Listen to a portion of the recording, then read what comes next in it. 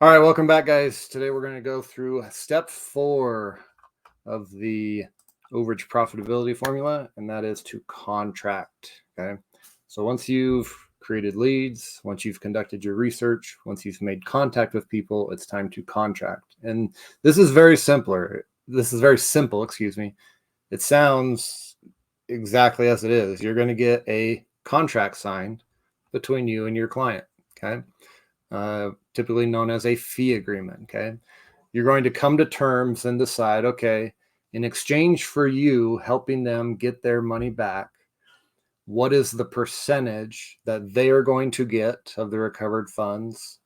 And what is the percentage that you are going to get of the recovered funds? Or a flat rate if you choose to do a flat rate. Okay. So it's pretty straightforward. You just simply have to send them a contract. Okay, there's multiple ways to do this. You can use digital signatures. Okay, you can use DocuSign, PandaDoc, send your contract over. If you do use a digital signature to get contract signed, I would also recommend you get a copy of their photo ID just so you can verify they are the right person, okay, that they are the correct claimant. Strongly recommend that. The other option too is to simply use a notary and to have your forms notarized, and that's another way to get the paperwork signed as well as verify that you have the correct person. Depending on the client too, if they're not tech savvy, it may be best to use a notary instead of a digital signature format.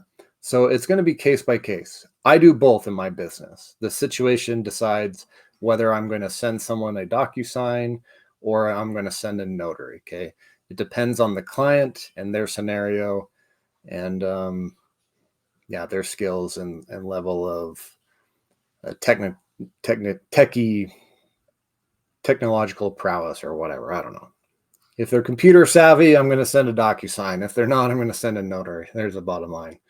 And that's it, guys. So that is basically all you have to do in step 4 is just get the proper paperwork signed. Now, depending on the case and the state you're working, if it's a mortgage overage or a tax overage, if it's an estate case where you're working with heirs, there's going to be other forms that you're going to need. Okay, it could be an affidavit of heirship, could be a retainer with your attorney.